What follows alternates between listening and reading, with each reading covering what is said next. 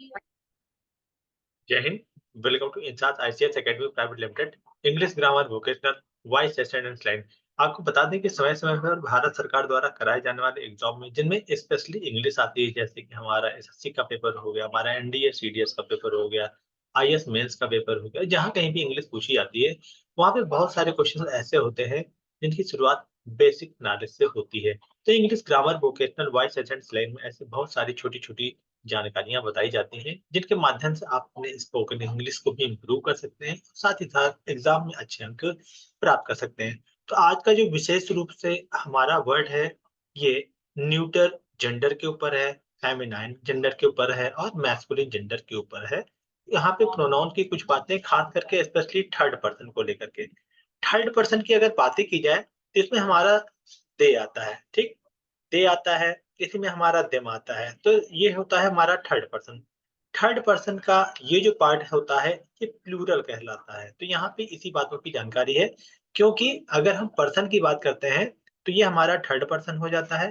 बाकी हमारा यूज वाला जो सेगमेंट है, वो सेकंड पर्सन में आता है और आई और वी वाला जो सेगमेंट है, वो हमारा फर्स्ट पर्सन में आता है। तो यहाँ पे हमें इसी बातों को सीखना है कि कहाँ-कहाँ पे कौन-सी बातें हैं, उन सभी बातों पर चर्चा आज हम लोग यहाँ करने वाले हैं।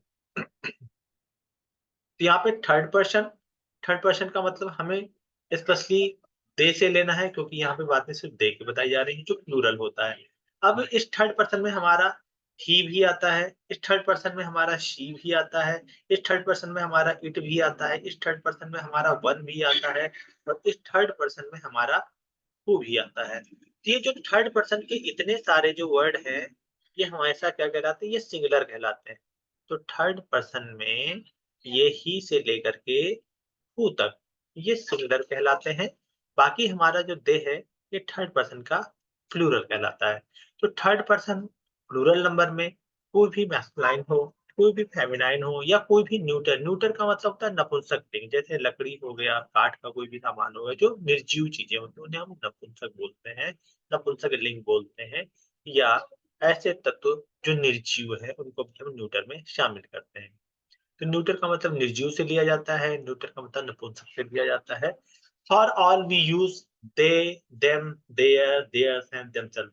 जब कभी भी पुल्लिंग की बात हो या स्त्रीलिंग की बात हो या नपुंसक लिंग की बात हो और खास करके थर्ड पर्सन की बात की जा रही है, तो थर्ड पर्सन के लिए वो चाहे न्यूटर जेंडर हो, मतलब नपुंसक लिंग हो या निर्जीव चीजें हो या स्त्री जाति का कोई भी हो या जानवर हो, किसी भी तरह की कोई भी बातें हों, तो वहाँ पे हमेशा इनको संबोधित करने के लिए दे, देम, देयर, देयर्स और देमसेल्व्स का ही यूज़ किया जाता है।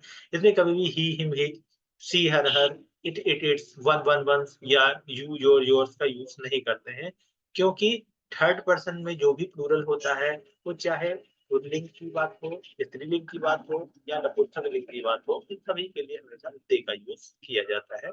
तो यहाँ पे एग्जाम्पल के माध्यम से इसको समझने की कोशिश करते हैं। पहला वर्ड है दोज बॉयज। यहाँ पे देखिए लड़के हैं, इसका मतलब ये हुआ हमारा पुल्लिंग, ठीक है? हमें इस चीज का भी ध्यान रखना है कि कहाँ-कहाँ पे कौन सी चीजें यूज हो रही हैं। Those boys will do their work. अब यहाँ पे दोज बॉयज था, तो यहाँ पे देयर आया। क्यों आया? क्योंकि थर्ड पर्सन की बात की जा रही है और यहाँ पे ये चीज हमारी प्लूरल है, पुल्लिंग है, दोज बॉयज। तो इसके साथ भी हमारा जो थर्ड पर्सन में आएगा, वो हमारा देयर ही यूज किया जाएगा। Their work themselves. अब यहाँ पे ऐसा नहीं कि बॉय, यहाँ पे बॉयज है, ठीक है? यहाँ पे अगर दोज का मतलब ही हमारा हो जाता है प्लूरल, ये चीज हमेशा जाने। दोज खुद ही में एक प्लूरल, तो जो किसी सेंटेंस की शुरुआत ही प्लूरल से की जाएगी, तो बॉयज के लिए यहाँ पे हम लोगों ने हिज नहीं लगाया, बॉयज के लिए यहाँ पे हम लोगों ने योर नहीं लगाया। तो इस चीज का ध्यान रखना है कि जब कभी भी थर्ड पर्सन की बात हो या प्लूरल की बात होते हैं, तो उसमें हम हमेशा देयर का ही यूज करते हैं। Those girls. अब यहाँ पे देखिए दोज गर्ल्स, यहाँ पे हमारा ये स्त्रीलिंग हो गया, ठीक? अब यहाँ पे जो बातें बताई गई थी, आपको ये बताई गई थी कि दोज खुद में क्या होता है? प्लूरल होता है। जब दोज खुद में हमारा प्लूरल होगा, तो इसके बाद आने वाले जितने भी हमारे सेंटेंस होंगे, उसमें दे, देम, देयर, देयर्स का ही यूज किया जाएगा, देमसेल्फ। अब यहाँ पे दे आया, दे खुद में अपना प्लूरल है, तो प्लूरल के साथ हम हमेशा देयर का ही यूज करेंगे और फिर देमसेल्फ। तो यहाँ पे एक चीज हमेशा याद रखिए कि आपको सीखना क्या था? आपको सीखना ये था कि जब कभी भी हम प्रोनाउन की बातें करते हैं, तो प्रोनाउन में एक चीज़ें समझिए, जो हमारा फर्स्ट पर्सन होता है, यहाँ पे समझ लीजिए, जो हमारा फर्स्ट पर्सन होता है, ठीक है? तो फर्स्ट पर्सन में हमारा आई आता है और वी आता है, तो ये हमारे फर्स्ट पर्सन हो गए, ठीक? अब अगर हम सेकंड पर्सन की बात करेंगे, इसकी बात करेंगे, सेकंड पर्सन की बात करेंगे, सेकंड पर्सन में हमारा क्या आता है? सिर्फ यू आता है, ठीक? यू का सेगमेंट आता है। अब अगर हम थर्ड पर्सन की बात करते हैं, तो अगर हम थर्ड पर्सन की बात करेंगे, तो थर्ड पर्सन में हमारा क्या आएगा? थर्ड पर्सन में हमारा पहला आता है, ही आता है, ठीक है? इसी में हमारा सी आता है, इसी में हमारा इट आता है, इसी में हमारा वन आता है और इसी में हमारा हू आता है और इसी में हमारा दे भी आता है। तो ये चीज़ जानिए आप। तो दे क्या है? इसको समझिए। दे क्या है? दे हमारा प्लूरल है, ठीक है? दे हमारा प्लूरल है और अब यहाँ पे ही से लेकर हू तक, ये क्या है? ये हमारा सिंगुलर है। तो जब कभी भी हम सिंगुलर और प्लूरल की बातें करते हैं, तो यहाँ पे इस चीज़ का हमेशा ध्यान देना पड़ता है। अब दे जो है, इसको हम किसी भी पुल्लिंग के साथ यूज़ कर सकते हैं, ये चीज़ हमेशा जानिएगा। दे किसी भी स्त्रीलिंग के साथ यूज़ किया जा सकता है, ये हमेशा जानिए, आपको समझना यही है। दे किसी भी नपुंसक लिंग के लिए यूज़ किया जा सकता है, ठीक है? नपुंसक लिंग का मतलब क्या होता है? जो चीज़ें निर्जीव होती है, आपको ये चीज़ समझनी है, जो चीज़ें निर्जीव हैं, उनके लिए भी हम इसका यूज़ कर सकते हैं। किसी भी जानवर के लिए भी हम इसका उपयोग कर सकते हैं, किसी भी जीव और जंतु के लिए भी कर सकते हैं। तो हमें इस चीज़ का जानकारी हमेशा होनी चाहिए कि दे का यूज़ कहाँ-कहाँ पे किया जाता है। तो दे एक ऐसा वर्ड है जिसको हम मैस्कुलिन के साथ, फेमिनिन के साथ, न्यूटर के साथ, किसी भी नॉन लिविंग के साथ, किसी भी एनिमल के साथ और किसी भी क्रीचर के साथ, मतलब किसी भी प्राणी के साथ इसका यूज़ किया जा सकता है।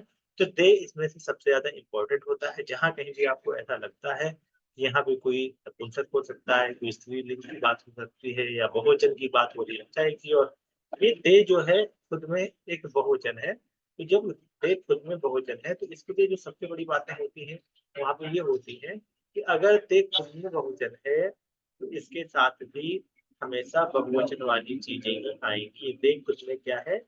बहुवचन है, क्योंकि यहाँ पे आपको ये बताया गया है, तो बहुवचन की भी जानकारी आपको होनी चाहिए। यहाँ पे फर्स्ट पर्सन में I, me, my, my, we, us, our, ours, second person में यू, योर, योर्स और यहाँ पे he, him, his, she, her, its, one, ones, who, whom, whose, they, them, their, theirs, इस तरह की चीजें आती हैं।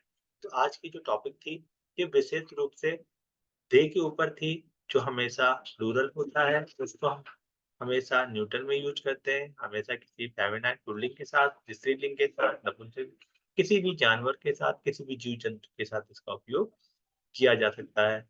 तो आज English grammar vocational voice asset and slang में यहीं तक। मिलते हैं नेक्स्ट सेगमेंट में नए तथ्य और नए विश्लेषणों के साथ। तब तक के लिए insight ICS academy private limited की तरफ से जय हिंद, जय भारत।